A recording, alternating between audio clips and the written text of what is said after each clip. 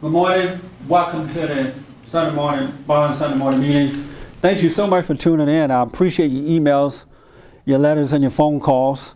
For those who are tuning in for the first time, I'm Jesse Lee Peterson. We are opening up the phone lines, and if you have any questions concerning the topic today, feel free to call in. You can also email us. The phone number is 1-800-411-2663. 1-800-411-BOND, B-O-N-D. And also the email is church@bondinfo.org, church@bondinfo.org. Put your name and town on your email. And we do have the lines open now. Is that right, Ernest? The lines are open now, so feel free to call in. Okay, good morning to everybody here, too. Good morning. Morning. I appreciate you guys showing up today. I did not feel like showing up. I wanted to stay home for another 4th of July, long weekend, but thank you for coming. Apparently this is important to you. The one thing that is happening to me as I am teaching you guys is that, and ladies, I am learning a lot myself. And having to present these meetings every Sunday morning and having to present a radio show every day, it is absolutely forcing me to become the best person that I can possibly become. And what I've noticed, or what I am noticing, is that life is like unfolding for me. I am discovering so much about life that it's mind-blowing, because I'm learning things about life that I never knew existed. I'm learning the right way to live life. And I realize that everything that I've been taught have been wrong. I've been taught, and I think in many cases with good intention. I think the folks were doing the best that they could do, but they just couldn't see. But when they were teaching me, they were shutting me down or taking me away from my life rather than bringing me closer to it, because they were teaching me so much knowledge and without any understanding. And I had no idea, until now, I had no idea how far away from life that I had become or gone away from. And I had been struggling with life unnecessarily because I couldn't really see, how to live. And you guys are forcing me to really find that path, and I appreciate it. So even when you come here and you haven't had a life during the week, you just out there floating around, you're still forcing me to have a life, and I appreciate it. So you can still show up and sit in the chair and force me to have something to tell you, all right? But I want you to know that what I'm discovering about life is inside of all of us. Inside of all of us. God said, seek first the kingdom of God and his right way, and everything will be added. He also said, there are things that are hidden from the foolish, people that, crazy, right? But there are these things that are revealed to those who are seeking it. And I just want to encourage you to seek what is right. And you should put that before anything else, before money, before marriage, before anything, before yourself. Seek what is right first, and you're going to discover stuff that's been shut off from you. But yeah, it's right there with you. And I'm having a good time doing it. So thank you so much for the help you're giving me. If you're not learning, it's not my fault. So don't blame me. When you get to those pearly white gates, he's going to say, Jesse showed up every day, and he tried to tell you guys, but you wouldn't listen. And it is easy, it is fun, and it is all the way. I was riding in my car yesterday because I discovered something yesterday morning, something revealed to me. I'm like, wow, it is something else that this is the way it is. And all this time I've been thinking that it was another way.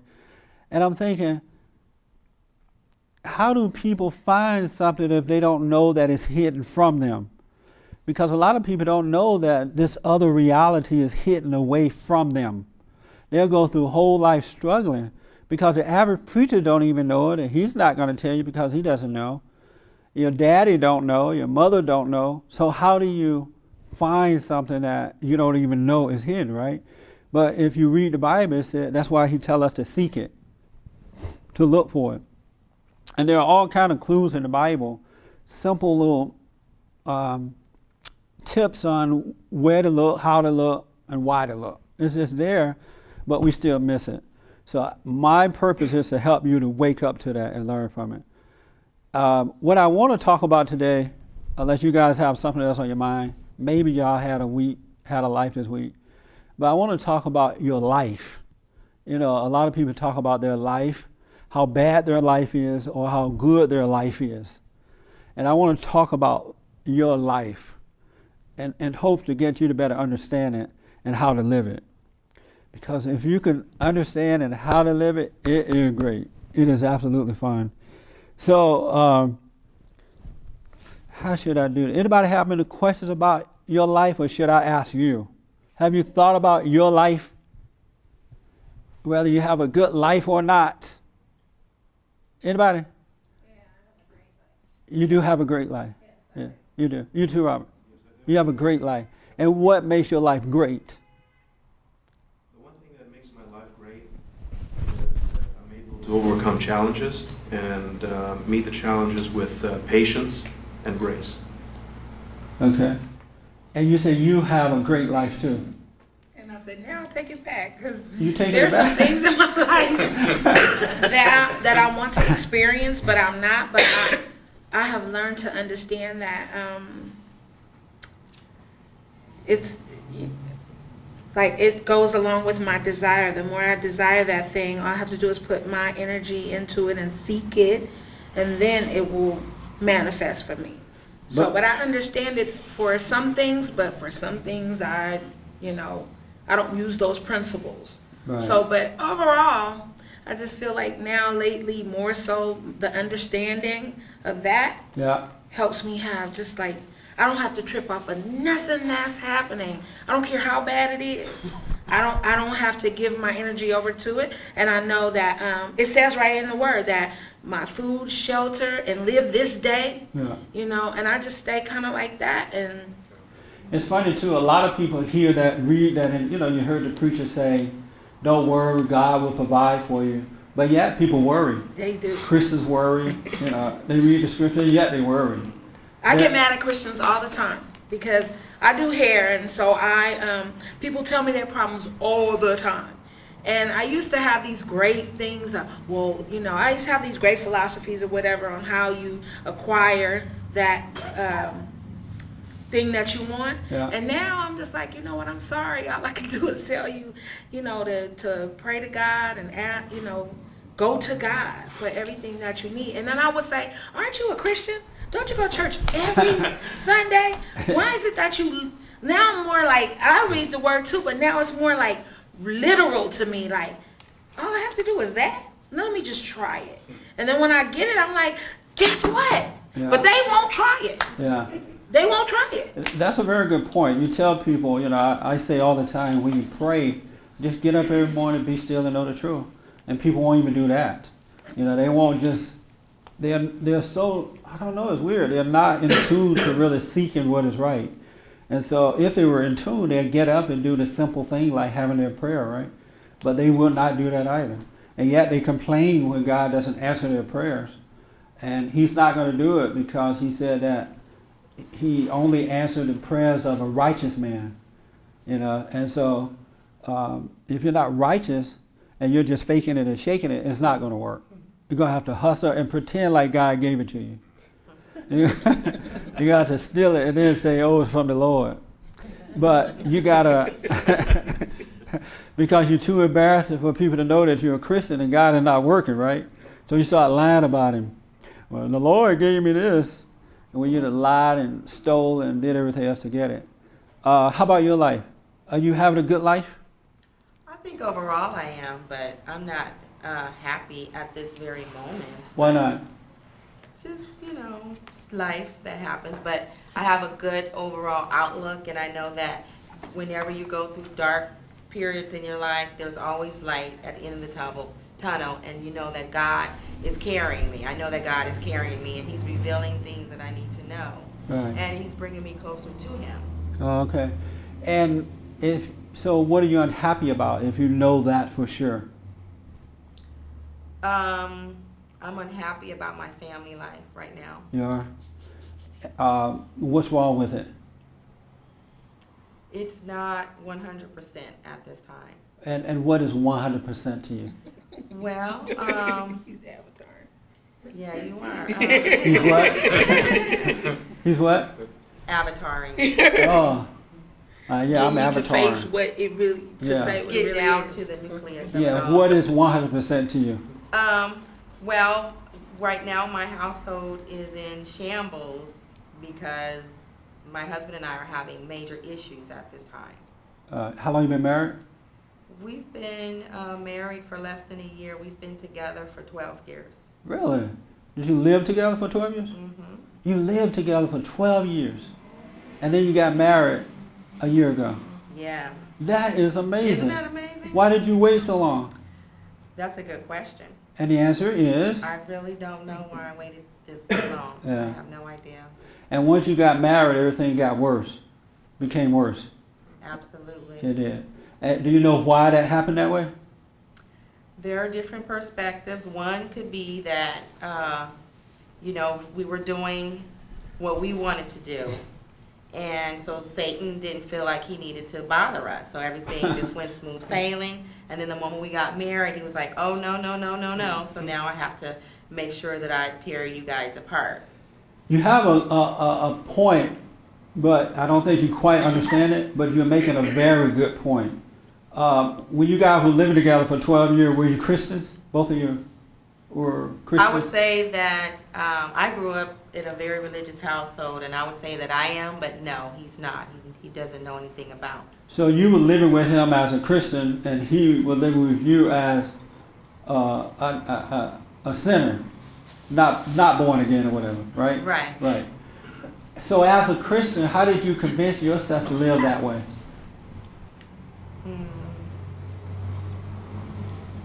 I don't know. We had children, so. Did I you wanted think you were doing the right thing? No, I knew I was never doing the right thing. But for 12 years, yet you did it. 11 years, absolutely. 11 years, yet you did it. Mhm. And did you ever question, why am I doing this? Uh-huh. And call myself a woman of God? Right. And what would you come up with? There is no good answer to that. Nah. Let me tell you why it's not working now. Because you guys were living in hell. You weren't married, so you're already in hell. So you're right about that. So Satan didn't have to bother you about it because you're already there. So why bother you if you're there? And so when you got married in hell. And so you're still in hell. That's all that's going on. And that's why I encourage men and women not to live together until they get married, because when you're living together, there's no way God can help you. You're on your own. You're with the other guy.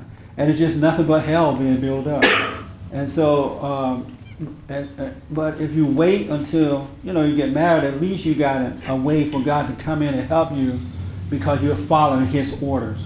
Even if we do it, because most people get married for the wrong reason anyway. They marry the wrong person, all that kind of stuff. But the fact that you're doing it under the umbrella of marriage, at least you have somebody you can call out to. And so, but when you live together like that, your father is the devil. There were times when I wanted to pray about certain things, and I'm like, you can't go to God for this. You're not even married. You're trying to do it your way. Well, you could have gone to him and just said, you know what, I realize I'm wrong in what I'm doing, and then left that situation. And then you and your boyfriend live separately and try to work this thing out and come together in the right way. So you could have gone to him to apologize and get out of it. But that's not what you did, and that's why you're suffering. Is he a Christian now, in your opinion? Your husband? No. And you are a Christian woman? You are. Okay. And you want things to be better now, right? Of course. And may I tell you how to make it better? Sure. You need to stop looking at him and stop judging him, and you need to live upright. Because if you know the right way, then you need to be the light. You need to be an example so that he can see the right way to go. But you're judging him, and all you're doing is adding to the hell that's there. And you blame him for the hell instead of realizing that you're bringing that hell in there. So you need to drop your resentment toward him because he's not to blame for what you've done. Both of you guys came into this thing together. Even though, you expect a man to be the better example, but, he probably haven't had that example in his home and stuff. So you can't blame him anymore for what you did because, especially since you were a Christian and you knew the right thing to do. Does that make sense? Makes, yeah, good sense. I was about to get mad at you, but then I was like, oh, because she had the spiritual principles. Yeah. She was the one to lead him. That's Because right. I was like, how did it become her fault? But because she knew the spiritual principles. Yeah, you knew the she right had thing to do and you did wrong because you wanted the man, your ego wanted the man more than it wanted what was right. So you said, goodbye to the principle, let me have this man so I can control him and dominate him and run over him and feel like I'm God. You decided that you wanted to be God, so that's why you gave up God. Isn't that true? That's why we laugh. Is that true or not? No, I didn't want to control him. That's not true. It's not. No, it's not true. I did not want to control So why would you marry a weak man then? I mean, why would you even move in with a weak man if Well, you we didn't have want to control? children, and I wanted to, my children to grow up in the same way that I grew up, and I wanted them to, have a well-balanced. Did Life. did you have the children before you moved in together? No. So that wasn't the reason you moved in. Well, to stay for as long. Right, but Because- why did you move in then if you didn't want to control this weak man that you had met? And why is he weak? I guess because I loved him, If but you- I wouldn't say I wanted to. I don't want to control a man. So then why do you try to control him then? I don't want to try to control him. So why do you do it though? I'm asking why do you do it? I understand that you don't Oh, want okay, to, but why do you do something that you don't want to do? I feel like that he completely, he has, like you said, he has not had anyone in his family to show him what it is to be a man. And so when I try to bring that wisdom to him, he completely shuts me off and does not want to hear certain things that could save our lives financially, physically, et cetera, et cetera. Right. And now that I see how his mom raised him, it totally does not coincide with the way I was raised. So we're really unevenly yoked that way. But if we were both open to one another, we could bring our strengths and our weaknesses and become one. I know, but the problem is the reason he's rejecting your wisdom is because you don't have any wisdom. Oh, okay. Yeah, a wise person wouldn't live like that. A Right. wise person wouldn't try to control another one. A wise woman would not. She would give her husband some advice. If he didn't take it, no problem. Right. She would just stand back and let him work it out. So he rejected your so-called wisdom because it's not wise wisdom. It came strictly from your ego. You're just like his mother. You're trying to control him too. But you say, I'm not like your mother, but you really are. You're mama too to him. And that's why you get mad at him. When he doesn't do what you want to do, mama is mad. God is mad. And his mother was the same way. When he didn't do what she wanted him to do, she was mad. So he did end up with mama, even though you say you're not mama. Well, that's what my father said. So. Yeah, you're mama. And you got to take your eyes off him and look at yourself. Right. So that you can start changing. And hopefully he would see that in you, maybe then he would change. But you can't force this man to change. You haven't even changed yourself. That makes sense? Makes absolute sense. Yeah. And so if you see that I'm right and you said that you do, you need to go home today and apologize to him and back off. Can't do that. You can't apologize.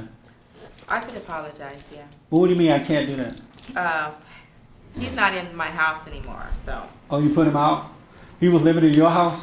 No, we were. Well, it was our house together, but no. he's So not mine. how did you put him out of his own house then?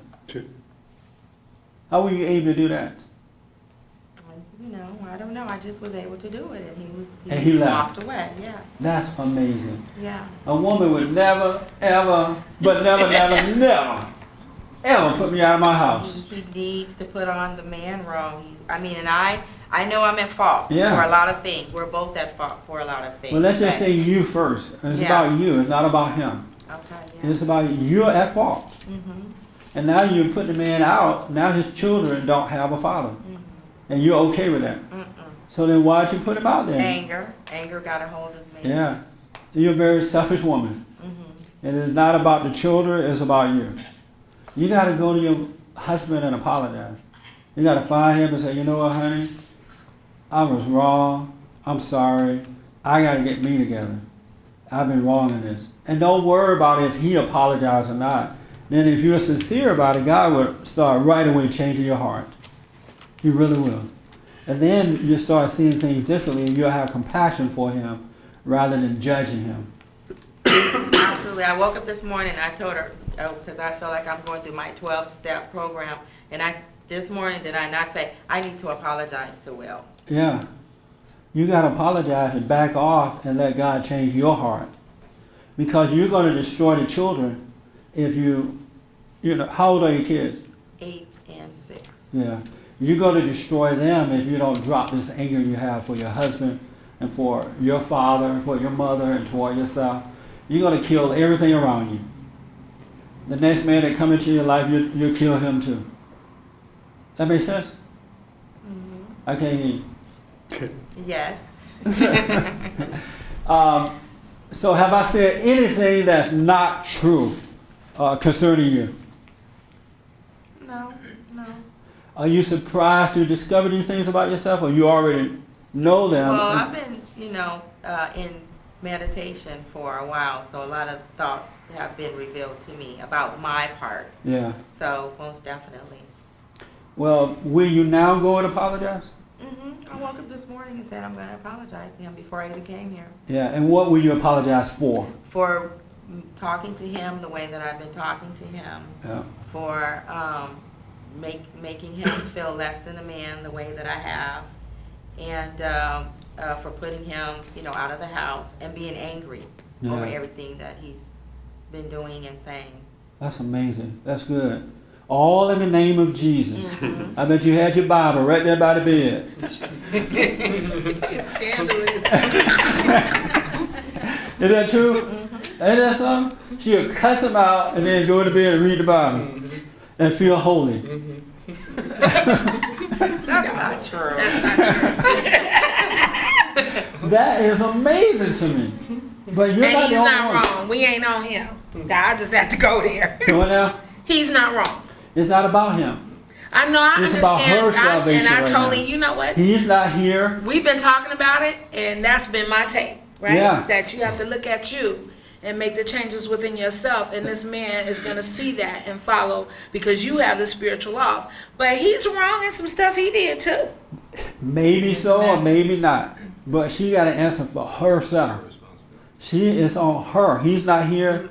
He's not asking the questions. I'm not talking to him. Okay. I'm No, talking. but remember we talked about that yesterday, that no matter what he does, that I have my own salvation. That's right. And then my mother was reading about a quarrelsome wife and all that, so no matter what he does, that I still have to answer to God. And You I gotta can't answer. react and let him steal my salvation, and he has to answer God himself. Right. That's right. And so- you can have peace in life while he's tripping. Right. But if Absolutely. you have all this hatred and stuff, you're never going to have peace. You need to go and deal with your mother too. Forgive her. Because she has recreated you in her image. You're not even yourself. You're 100% mama. Your mama. No, my mother and I And are then- nothing alike. I'm my father, actually. Okay, so you're nothing like your mother, right? No. Okay, we got two witnesses here. We grew up together, so. Okay. No, my Yeah. mother is very submissive to her husband. No matter what he does, she just, she talks to me all the time. I'm very willful in my behavior, and instead of taking on my mother's characteristics, Right. I've taken on my father's strong characteristics. And my mother totally is a different woman than who I am. You are just like your mother, it's just that you're outward with it and she's quiet with it. A submissive woman is probably the worst kind because quietly they're controlling and destroying. No. And they look, bring your mother She next really Sunday. goes My mother by would never she come would never here. come here. She would not But come she here. would, Never. she Why not? really She's uses a the Jehovah's spiritual Witness. Hold on, principles. hold on a minute. Hold on. Oh, Why She's not? a Jehovah's Witness. This is. Oh, your mother, she's a Jehovah's Witness. Yes, she is. She would never come here. Okay, this is what I want you to do then. now that you're getting some insight about what's going on, I want you to observe your mother and father's relationship. Are they still together? They've been together for over 40-something years old. My dad has Alzheimer's. She takes care of him, so Right. they don't have that that's too bad. interaction anymore. She just totally takes care of her Well, husband. I want you to just observe your mother. Don't judge her, just observe her. A quiet, supposedly submissive woman like that is the worst kind, because they're controlling in like a helpless manner. They appear to be helpless, but behind the scene, all hell is breaking loose. Well, just watch it and see. Just observe it and come back and say, you know what? You were right. I mean, you were wrong. But she's not as innocent as you think that she is. And she's not as weak as you think she is. No, she's not weak. My mother's very strong. And she had control of your father more so than you think that she did. And for whatever reason, you believe you became closer to your dad, and maybe you did, but your mother has influenced your life too.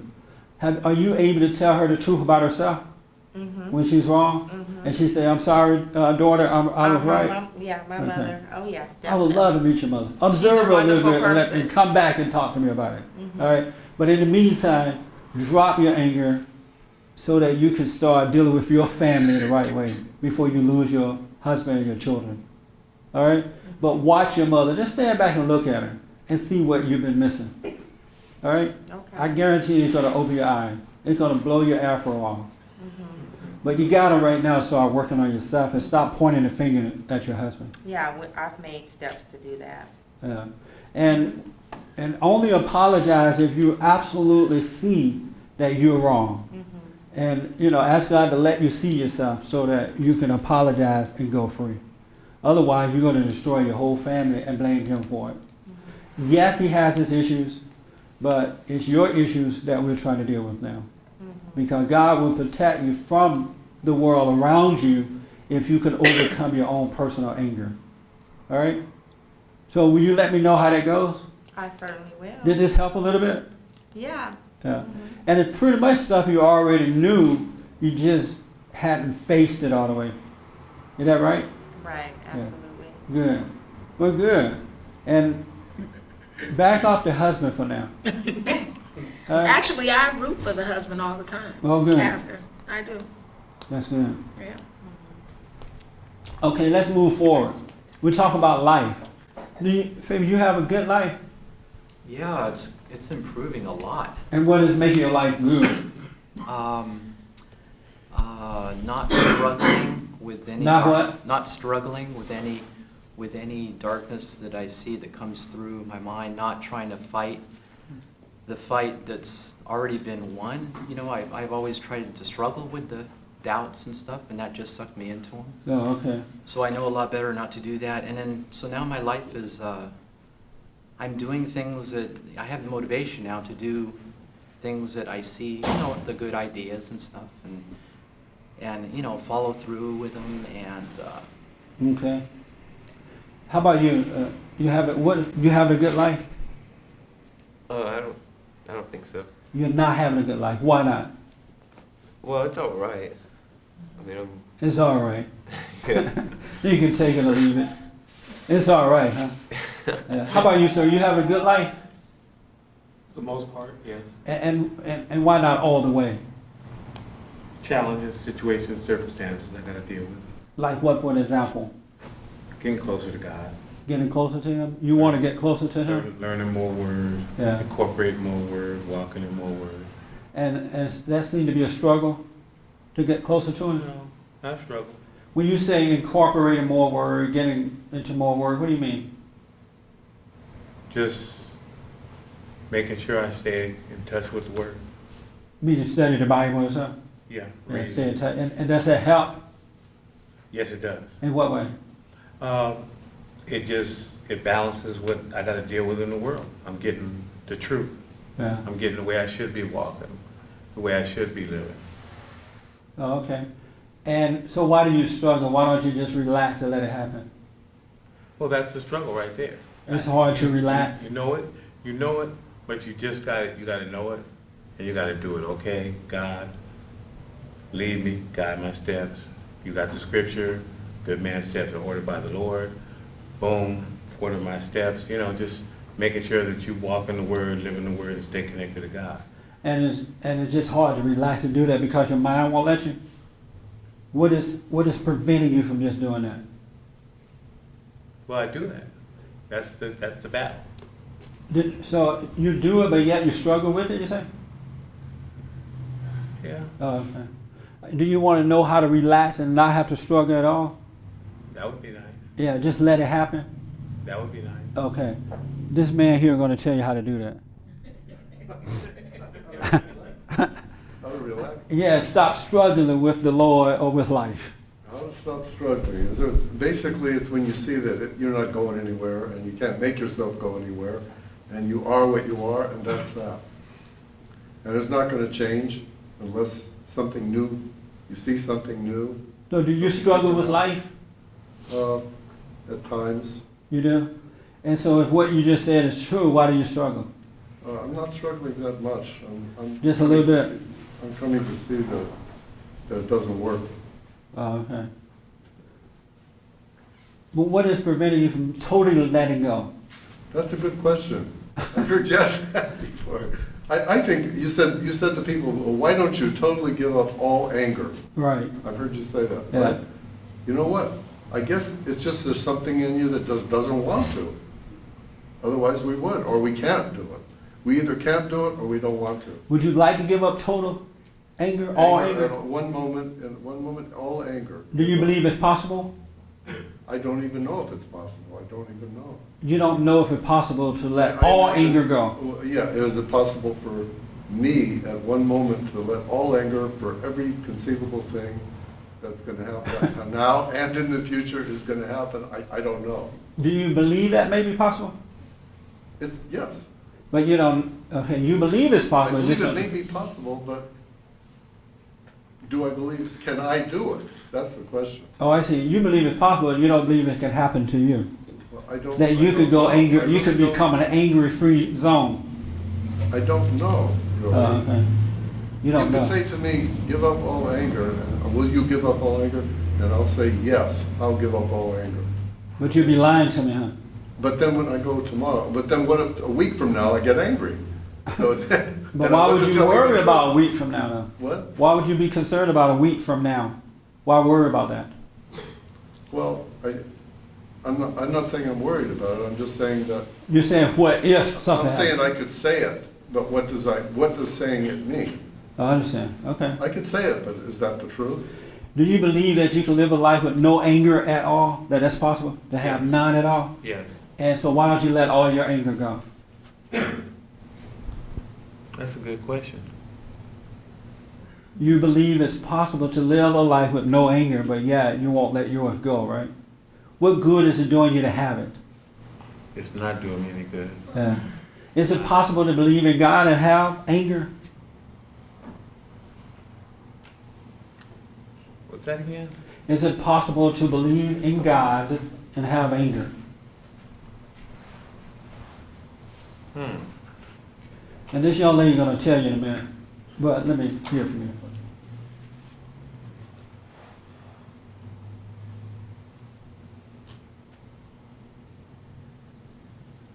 While he's thinking about it, the phone lines are open. If you just tune in, you can call me with whatever question or comment you may have. 1-800-411-BOND, 1-800-411-2663.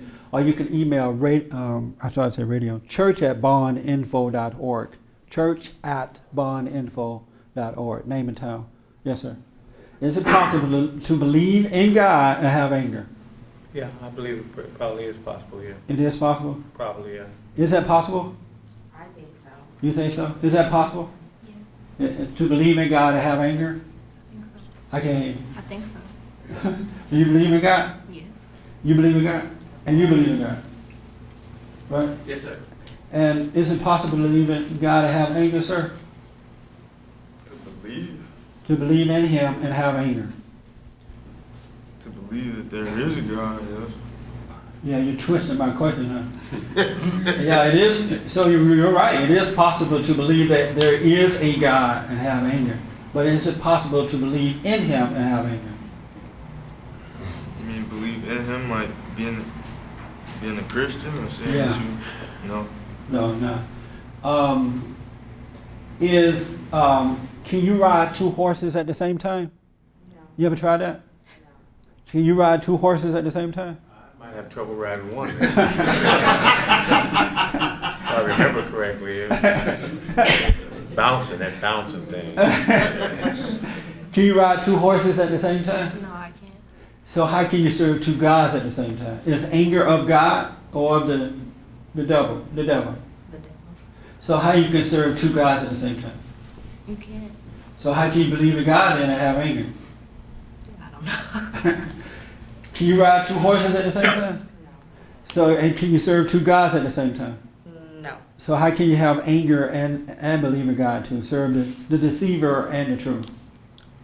I would think that anger is just part of our flesh, and if you absolutely believe in God, then you can get sad, you can get fear, you can have angry, all of these things that are not part of the fruitage of God's Spirit.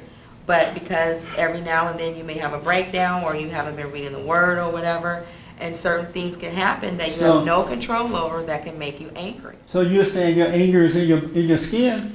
I'm saying it's part of your emotions. It's an emotional thing. And is your emotion is fleshly?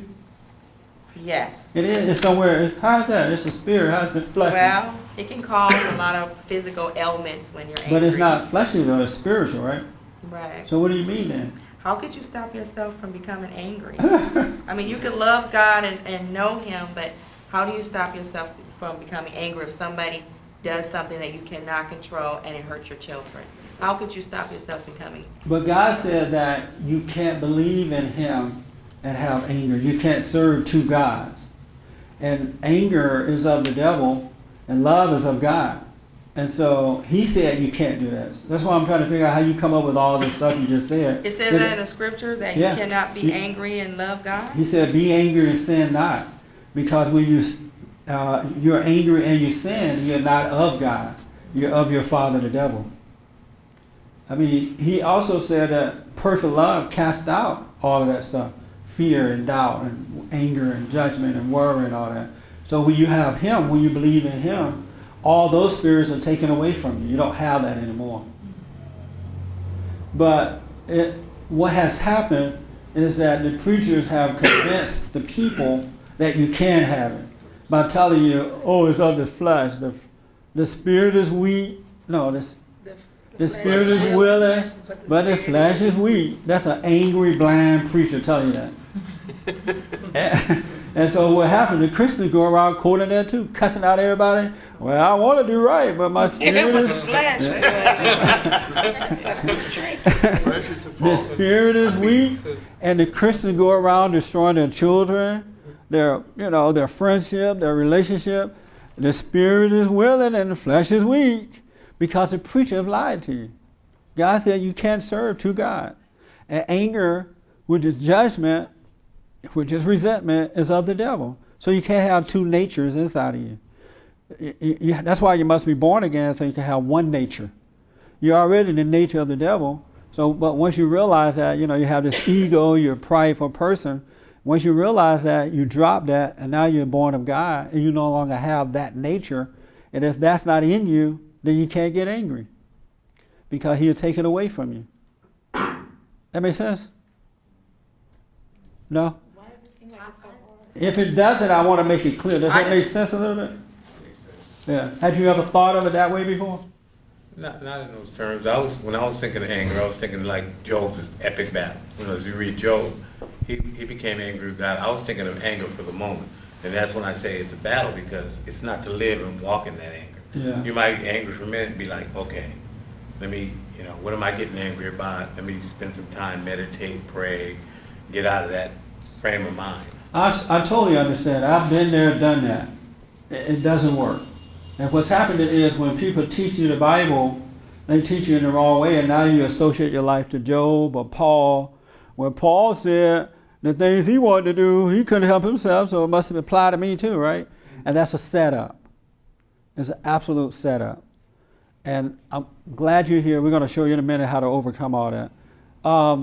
I want to go back to the life thing, because time is going by fast. And I want you to leave here having a good life. It is possible. Patrick, you have a good life? Yeah. You do. And what made your life good? It, just that I'm just living it right now, and everything about myself that I see is not a reason to judge myself or other people, because that's the way I have lived almost all my life, just through judging other people, feeding my ego through judging people. And I don't, I mean, I'm much more clear now about myself and what I see, and it's easier for me to see who I am now without judging myself. Interesting. How about you, Ernest? You have a good life?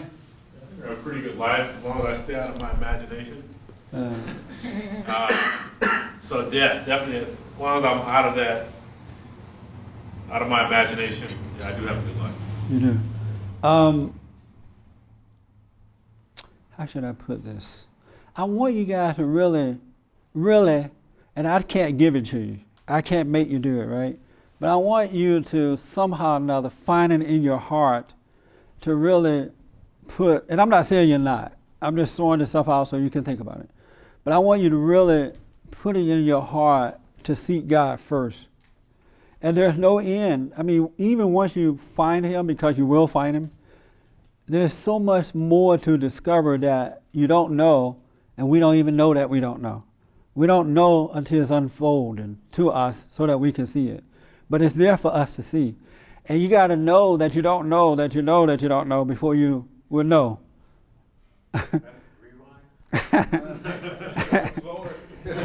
You got to know that you don't know that you don't know that you don't know before you will know. Because one thing about me, I know I don't know. Really. I know I don't know, and I know of myself I can do nothing.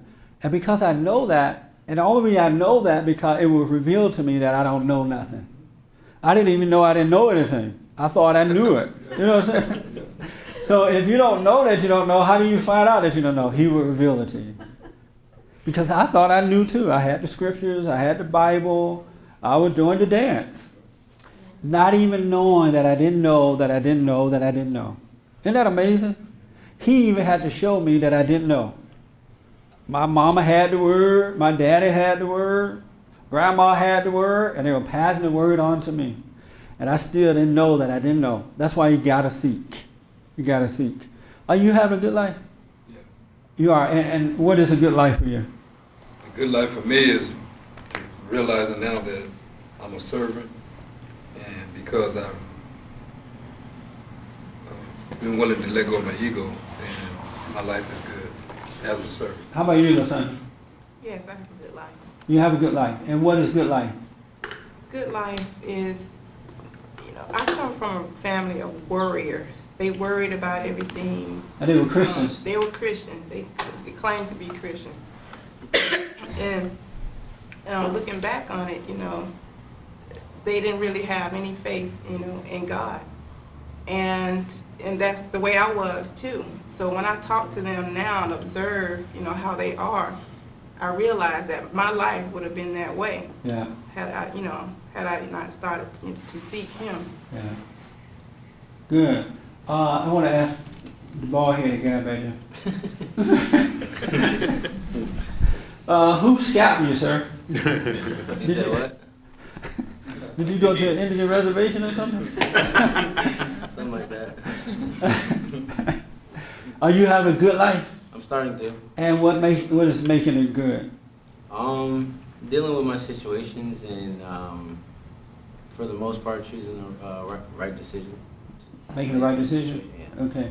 Let me do this because of time, and I want to move a little faster because time is absolutely going by. Because I want to talk about this life. You had a question? Yes. Yeah, you talked about putting God first. I hear that said a lot. Yes. And assuming it means people, meaning through prayer, but I also believe it probably means a lot more than that. What do you mean by putting God first? That's a good question. What do I mean by putting God first? Oh, I got it. And putting God first is getting to know yourself. When your focus is on you, then your focus is on God. And it's not that you are God, but that's what causes you to find him. But if your focus is on anybody or anything else first, you'll never find him.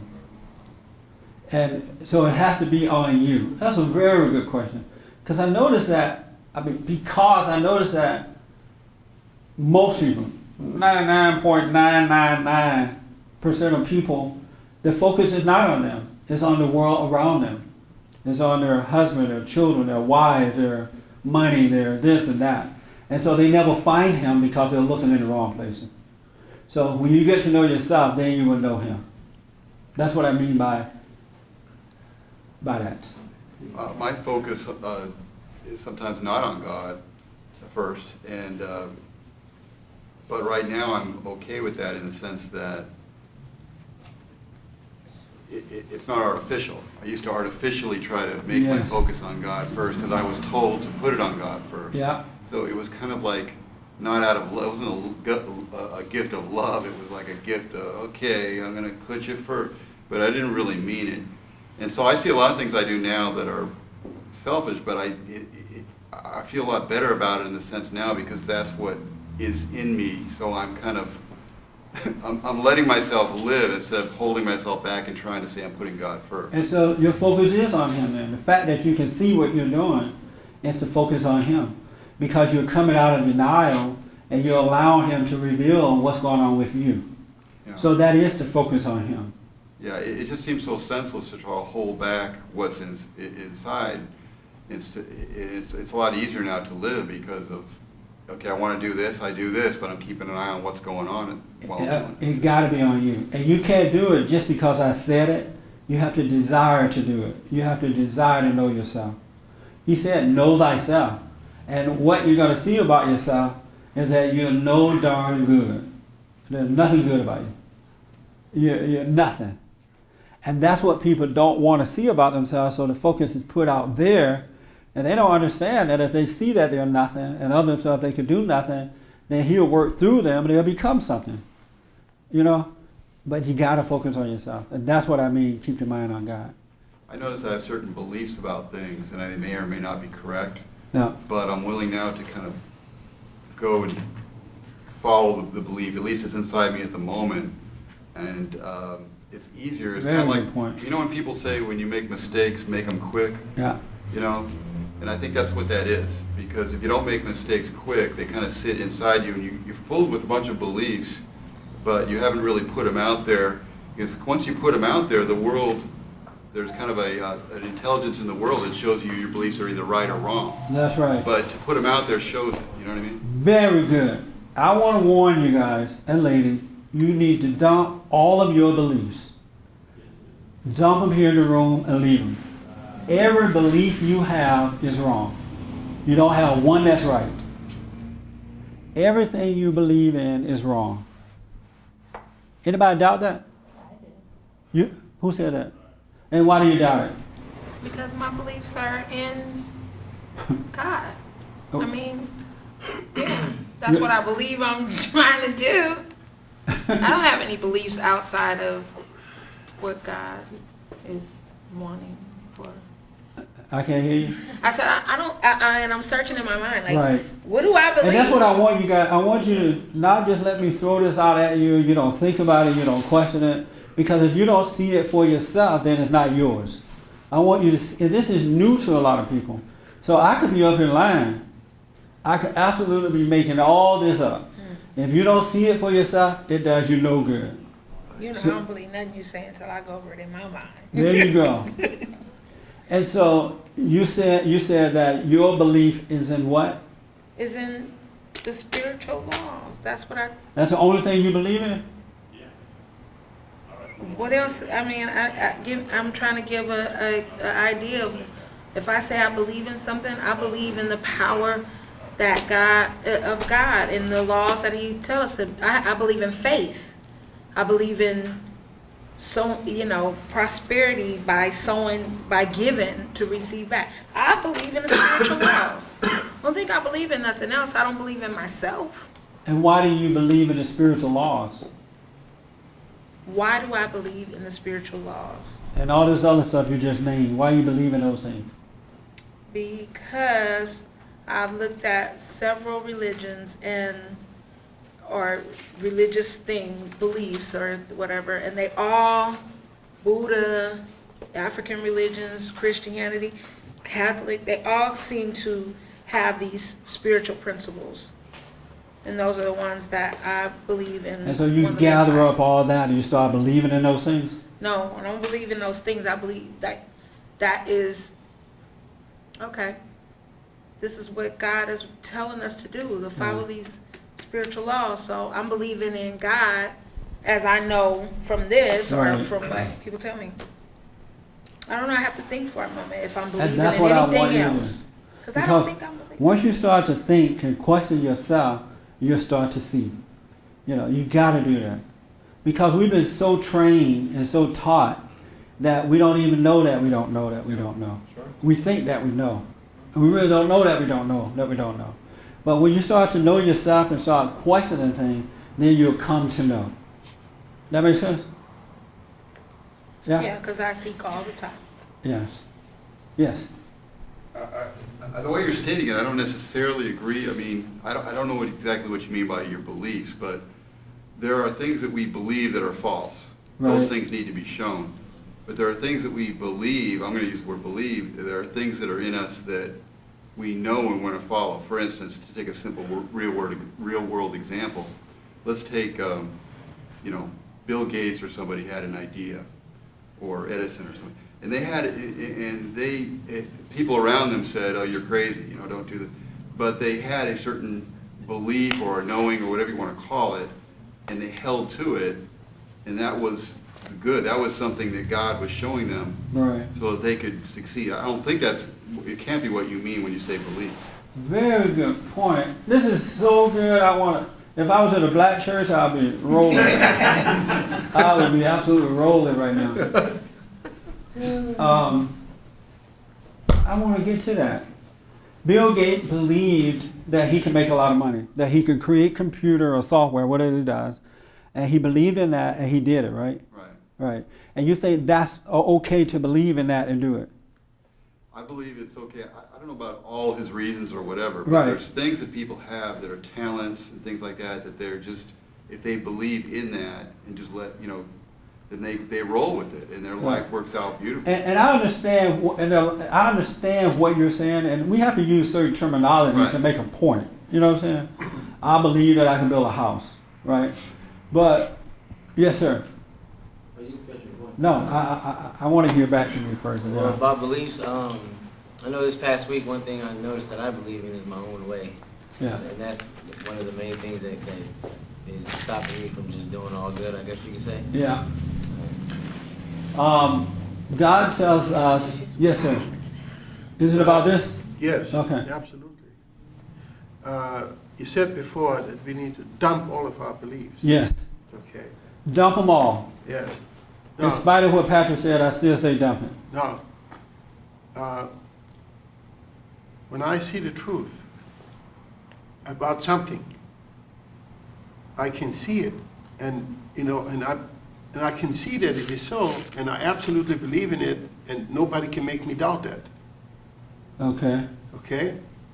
And that happens from time to time. I get to see things, and there's no doubt about it. I can see for what it is, and believing into it is just totally natural. I couldn't think or see or imagine it in any other way. Okay.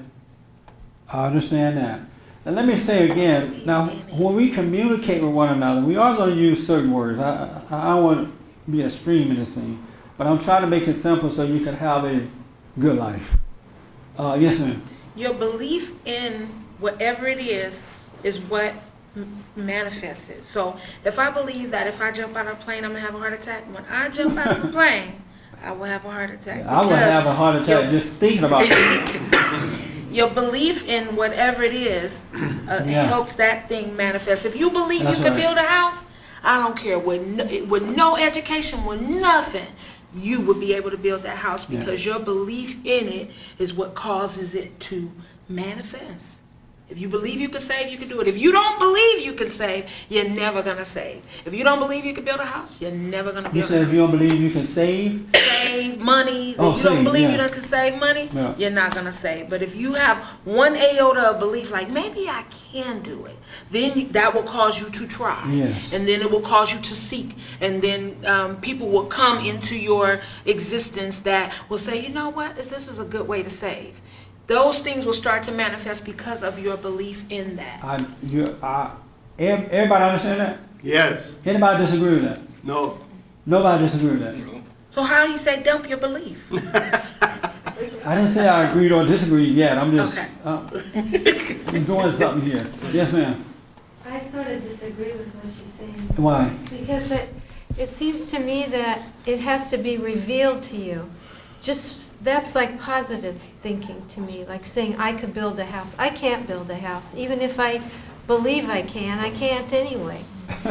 So, But if you tell yourself enough sign that you can, you will eventually get up and try, right? you try. And so if you try, won't you succeed at building a house?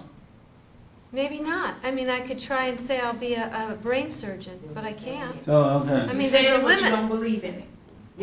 When you have that belief in it, nothing stops you. Only everything that will drive you to it will compound on your belief. But if you're saying, well, I can say I can build a house, but I don't think I could, you don't believe it. When you believe in something, nothing can block you. Nothing can stop you. Not somebody telling you, not enough money. Nothing stops you when you believe in a thing. Nothing stops you. It's true. How many people agree with that? Frank, you agree with that, right? I do. Yeah. And what she's saying is right. Yes. Yeah. Yes. I got proof. I think, like, I know with me, with the idea I have with my business, it's a good idea, and I do believe in it. Right. I do. But I'm not trying to hold on to a belief, like every day I think when you're in the moment, you're not in your head, that's just there. Why don't you believe in your business? Well, I do, but I'm not trying to hold on to, it's not like, it's like every day I have the motivation for it, and it's like I'm not trying to hold on to the belief, but it's just naturally there when I'm not in my head, when I'm not, And that makes sense to you? Yeah, it's like, because... You're about to drive me to drink right now. Really? Because I don't know, I don't really agree when you say, dump all your beliefs, because I think some beliefs, like Patrick was saying, there are some good, like to believe in something in a good way, but it's not like, I think you could believe in something in a good way, Yeah. and that's through faith, or you can believe in a false idea, or even believe in a good idea in a willful way. And so how do you determine which way is good or which way is bad to believe in? You just live in the moment. When So you're you not, believe that it's good to believe in your business? Yeah. You do. You believe Yeah. that. How many people believe it's good to believe in your business? What do you believe in it? Like have confidence in it? Well, I'm just asking the belief question here. I don't believe in my business. You believe it's good to believe in your business? You have another question? Oh, okay. Do you believe it's good to believe in your business, Ernest?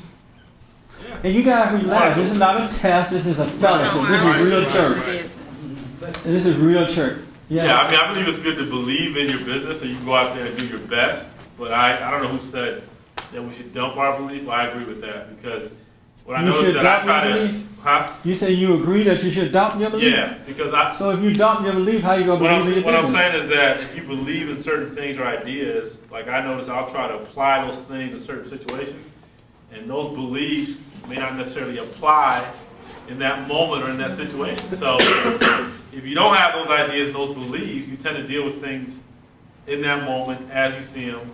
But if you have this belief in your mind, you try to apply that, like in a kind of a talk way. That seems unnatural.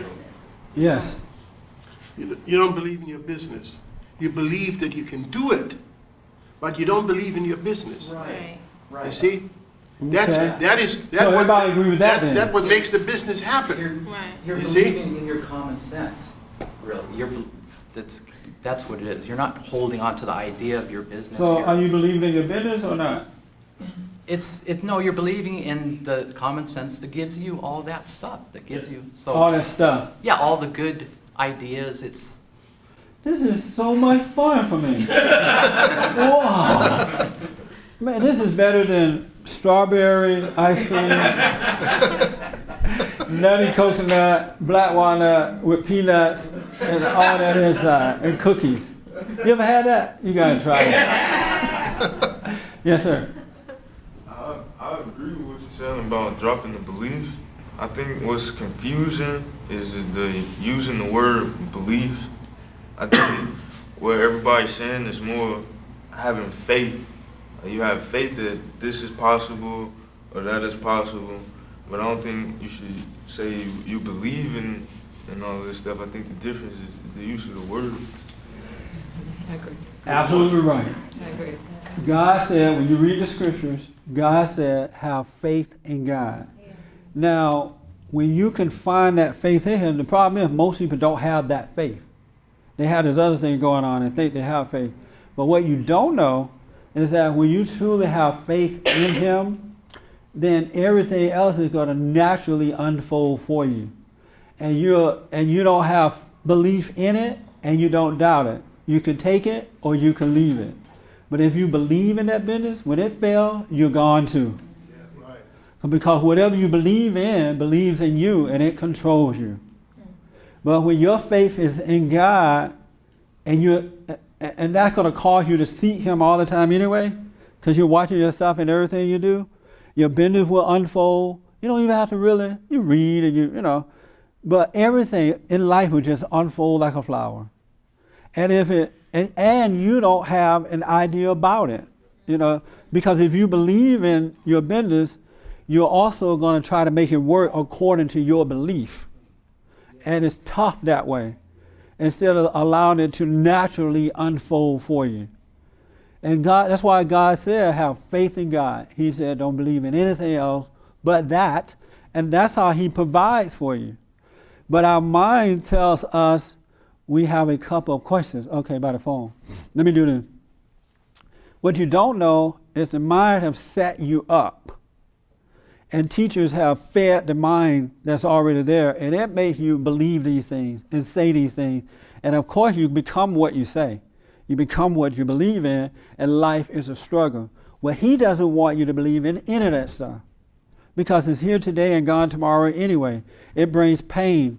He would take care of it for you. He would cause everything you do to unfold by itself. And all you're doing is watching yourself. And that's why His burdens are light and His ways are easy, because you don't have anything to do with it. Your faith is in Him. And I'm telling you, the mind got you believing that it's okay to believe in a business. You shouldn't believe in a business. It's a material thing that comes and goes. When the economy go down, the business is gone. When your friends get mad, they stop coming to your store. Or if a rumor get out about you, whether it's true or not, everybody stop coming. And your belief along with you down the drain.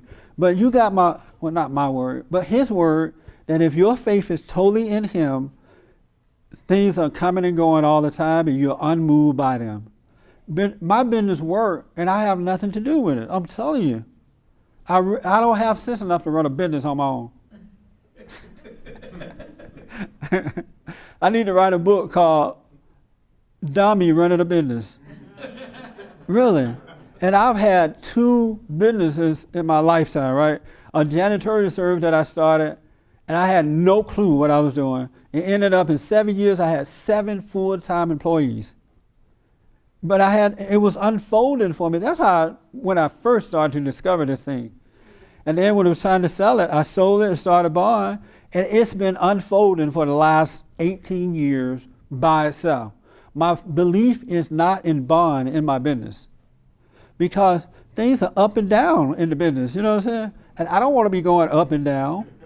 I want to stay on that straight and narrow path. So that's why I keep my faith in Him. But you got to come out of that darkness of imagination so you can see what I mean. Now, when you say, I don't want to be extreme, when you say I believe in my business, I think you mean, I don't know what I think you mean, but I think you mean I hope my business work, and But a lot of people don't believe that, because when the business go bad, they jump out the window. They become depressed, they go to the doctor. Now, I don't know what tomorrow is going to bring, but if my business fails, I can't see at this point how it's going to hurt me. I'll just move on to the next thing because my peace is still there. Now, when I'm in business, I work hard, I do the time, I put it in there. You know, I put the time. And that's another thing I was thinking. People waste time in business and in stuff. I know so many people who have had good opportunities, but they have not put the time in there with those opportunities, and they miss the time, and it doesn't work. Have you noticed that? If you don't read, if you don't get up and go to work, if you're not on time, if you don't do this, you're missing the time to make that thing develop. That's another story that I want to talk about one day. Then you missed an opportunity. You got to put time in to get something back. But I would just think about that off the cuff. But because I can see what I see now, my faith is totally in Him, and I have no wants. I have no wants. I feel like everything I already have because I have perfect peace. And so the things I do out here are just fun to do. It's nice to see them work out, and you know. And if we have a slow point, I'm not tripping behind it. I can't trip behind it because my belief, my faith is not in that. And as far as the spiritual principles, yes, those spiritual principles are out there, but they're not out there for you to believe in. They're out there because He set them up, and if you believe in Him, they'll come to order. They'll work. That makes sense? Yeah. Anybody disagree with that? No. Yes, sir. I don't think you can divorce the two things. If you have, like for instance, you have your business idea, you have something that comes to you, oh, you know what? That makes sense. I'm going to do that. That is a marriage of belief and quote unquote a business idea because God put it there. God works.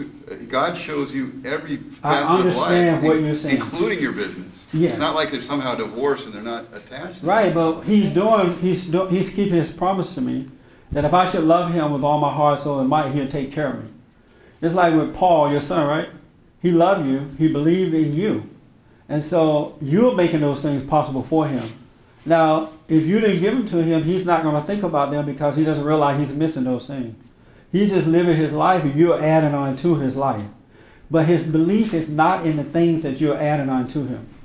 His belief is totally in you, and you're making His life easy and comfortable. Well, let's talk about words, though. You say it's not that you believe inside something that you see. Well, people do. It's just that you don't doubt something that's put in you, given to you. God put something inside you. You don't doubt what you see, because most people will doubt it in their mind, and then they'll never do it. But God put it there. The devil didn't put it there. God put it there. And that's right. But if your faith is in God, then you can't doubt anyway. It's impossible to doubt. So whatever coming out of you, you're amazed by it.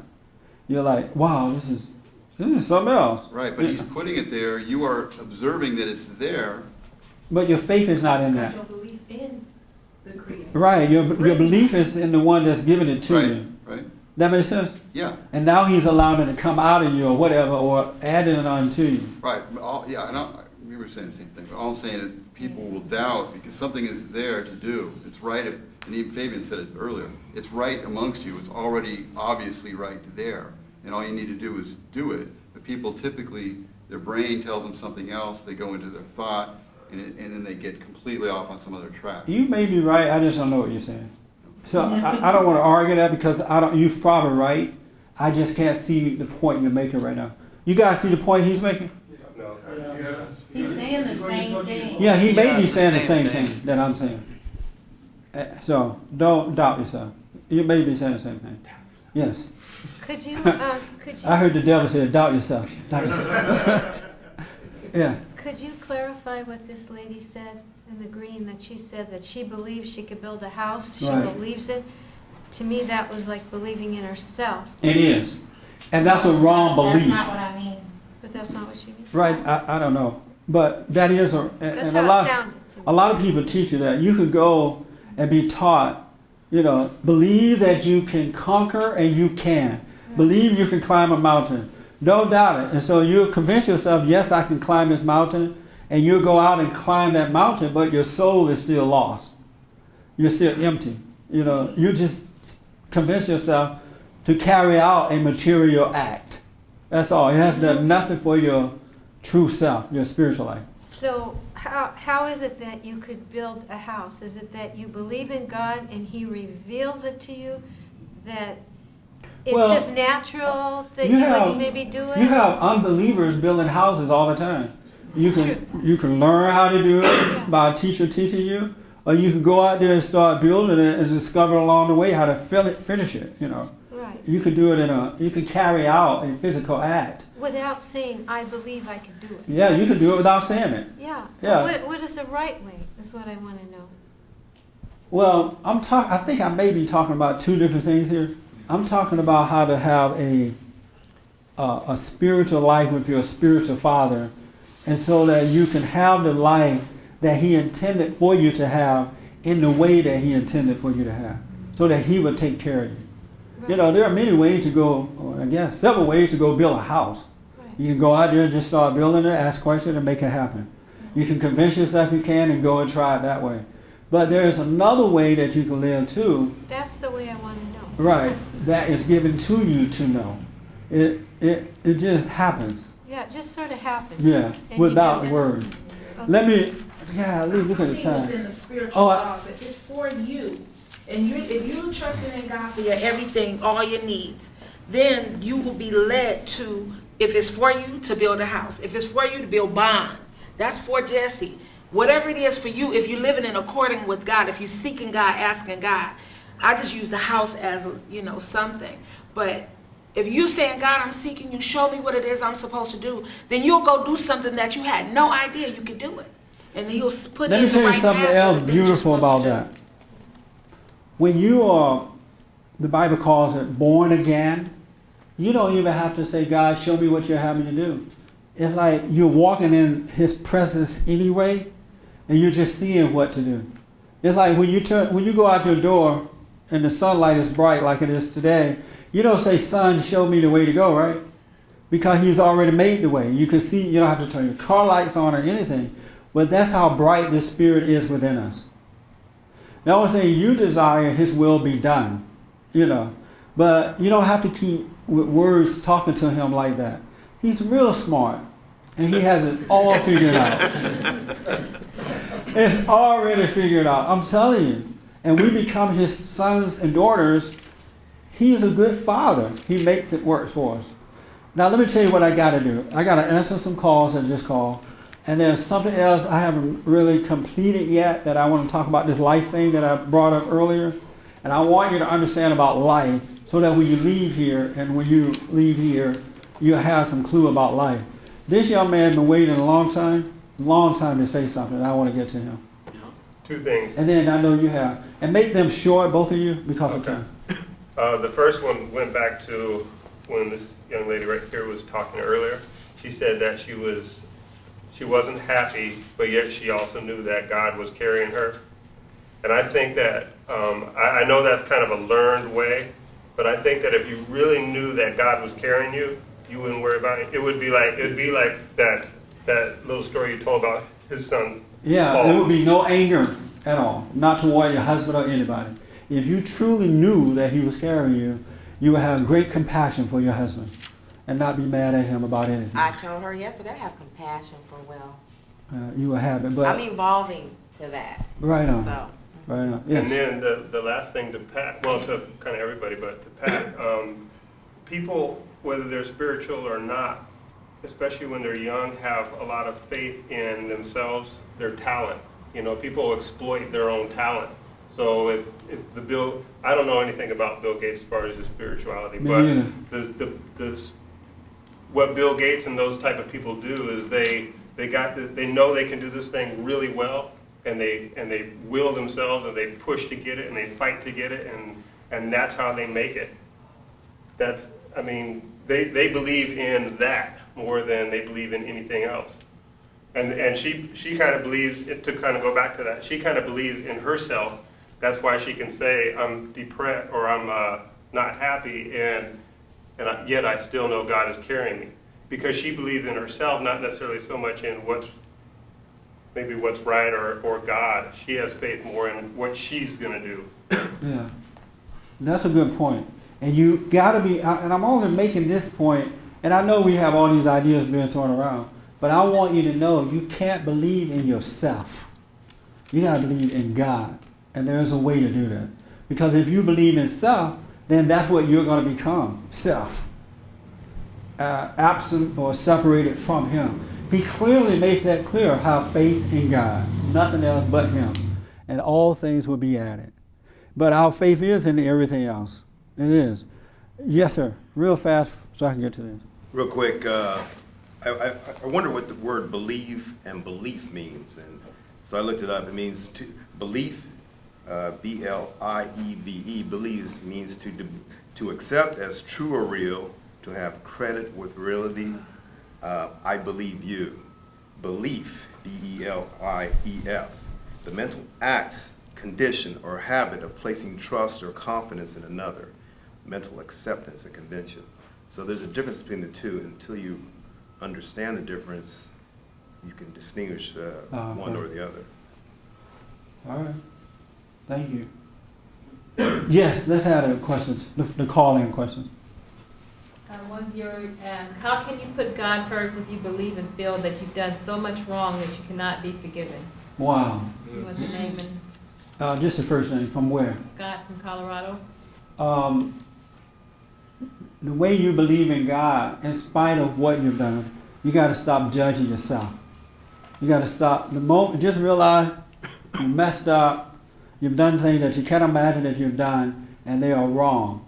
And just don't hate yourself for it, then belief will come like that. It'll just come. The only reason that you are not able to unite with Him now is because you are hating and judging yourself for the things you've done.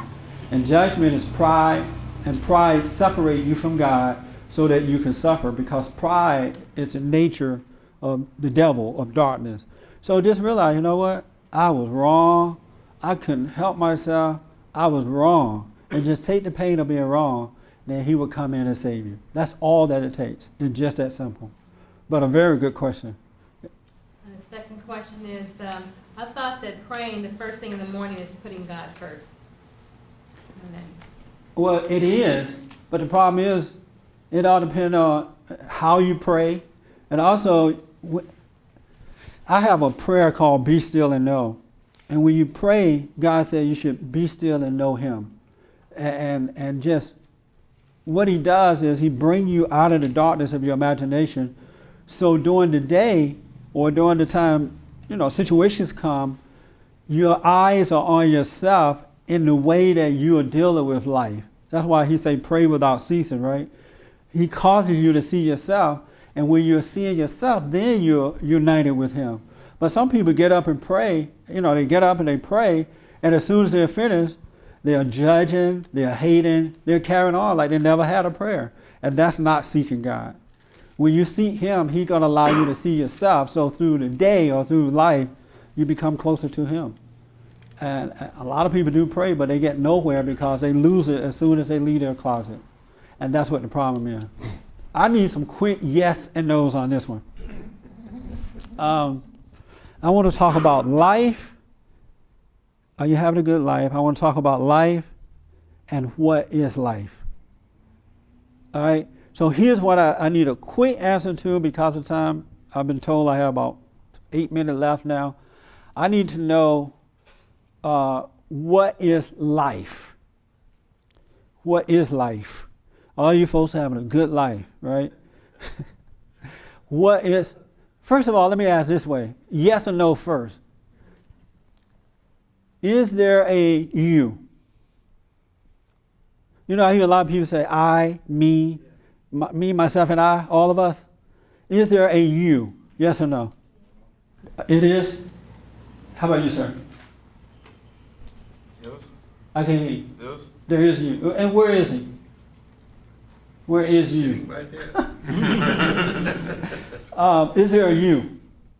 Yes. There is a you. How about you, Pat? Is there a you? Yes. There is. Susan, there a you? Yes. Yes. Is there a you? Yes.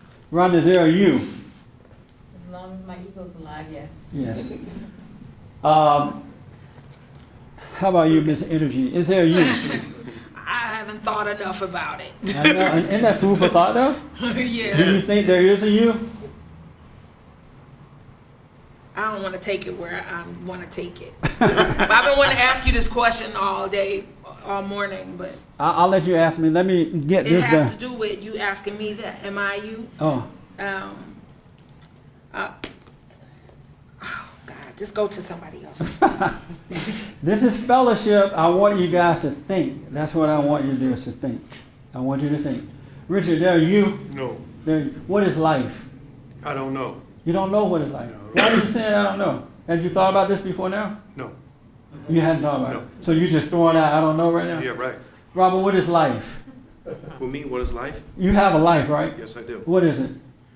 What is life is being free of anger and be able to overcome challenges with grace and patience, like I said before. What is life? Me? Yes, sir. Life. Life is really a discovery, and the discovery for the ultimate that we are really here for. God, in other words. What is life, sir? I couldn't answer that in a sentence. What is life? Life is when you connect to God. What is life, Hermes? You have life? Do I have life? You have a life? Yeah, I guess. And what is it? Yeah, I guess. Are you dead or something? You ask me, what is it? No, what is it? Life is everything that you do. And that This is you so are. much fun. You have to be over 60 days. And I don't have sense enough to know this on my own. I'm telling you this, right? I am not a smart guy. Really. I'm dumb as a doorknob. What is life? It's everything that we do, what we are, Everything you do is what you our are. experiences. I've experienced it. You've been watching over, huh? Who else? You have a life, right? Yeah. And what is life? It's living out of the thoughts and imaginations so you can live God's will. Wow. What is life? I don't know. Are you nervous? Don't be scared. I'm just so scared. You don't know? What is life? Life is right now. This is Right, life. right now. Amazing. What is life? Life is the mere, at first I said you had to be over 60 to answer that, but it's the mere existence, your mere existence. This existence of this fleshliness. Because I'm spirit, I'm not flesh. So Right. it's oh, I know what it is. It's you're a spirit having a human experience, something like that. You've been watching sticker. Oprah too. I saw it on a bumper sticker. What is life? You have a life? I read yesterday that life is meaningless and a chasing of the wind. Wow. I had a friend who said that, he used to say all the time, life is a bee and then you die. Yeah, that's right. You heard that before, right? Yes. Life is a bee and then you die. And his life was a bee and he died. Yes. He died an early death and his life was a bee all the way to death. Isn't that amazing? So throw that bumper sticker away. He believed in that. He believed in that. That's right. That's right. That's right. You're That absolutely was in right. Ecclesiastics. Okay, Lasantha, you have a life? Yeah. And what is life? Life is, I think, discovering things about yourself, how you react to things, and it's just about yourself. What is life? There is no life because I've been commanded to surrender There is no life because you've been commanded to surrender to what? to God. To God. So you don't have a life. I can't hear you. No. So you dead right now? I understand. Did you have a question? You had your hand? I was back about beliefs and stuff like that. Oh, okay. I can't come back to that. I got 1 minute. First, let me say, because I only have 1 minute, there is no you. There is no I. There is no me. There is no me, myself, and I. It doesn't exist. Only in your imagination does that exist. And let me tell you what life is. And I've read this since I was a little baby, little knee baby. This is in Genesis. It said, God said, and this is when God would create everything, 2. This is when God would create and everything. He created animals and he created everything, right? The birds and the bees and the flowers and the trees. Then God said, let's create man. God said, let us make man in our own image, in the likeness of ourselves, and let them be masters of the fish of the sea and the birds and the animal and so on and so on. And God created man in his image of himself. In the image of God, he created him. Male and female, he created them. Then God shaped man from the soil of the ground. You know, because our bodies are built from the earth, right? So our physical is dirt, right? He shaped man from the soil of the ground. He blew the breath of life in his nostril. And man became a living being. He blew the breath of life in his nostrils, and man became a living being. We are life itself, and that's why we never die, because we are life. I'm not Jesse, I'm not anything but life. Life is in me. But the reason we don't see that we are life is because we've been so dumbed down and brainwashed and so into the ego mind. We are identified with everything that we've been told that we are, and it has separated us from life. We are a living being. That's all we are, a living being, and we're connected to everything alive around us. The flowers, the trees, the animals, the birds, and the bees. Every life source, we are connected to it, but we don't see ourselves as life. And when you can see yourself as life, that's why God created us never to die. We're not supposed to be dying. The physical die, right? Because life doesn't die. We are life. We're nothing else but that. There is no you. Now we have to use the words, I want some bread, or I want some water, I want to go here. But if you're not conscious, you don't see who you really are. And we are life. That's why he blew life into us. And that's what we are. And when you come into the kingdom of heaven within, you become, all you do is recognize, you become one with you become life. You become alive, and you start to live from life. You start to live a life. And you start to mature in life. You start to grow. You don't even think about death. You don't worry about death, because you can see that you're a life that is going to live forever. And there is no fear in life. We are life. That's all we are. We are nothing else but that. Everything else that you think you are is a lie. It's made up. It's in the ego of your mind.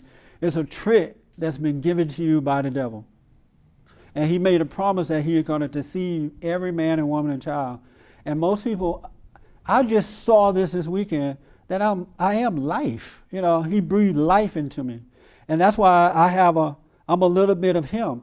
God is life, right? He's love, but love is life. And so he breathed a little bit of his nature. He gave me life. He gave me a bit of his nature, and that's what I'm supposed to live from. But if I identify with anything else, I can never connect to life again. And the devil is constantly, with the help of the world around you, telling you everything but life. And you can't even see the life around you, because you don't even know that you're life. You've identified yourself with something else. And life is love. It's perfect love. And it's in us. That's what we are. That's all we are.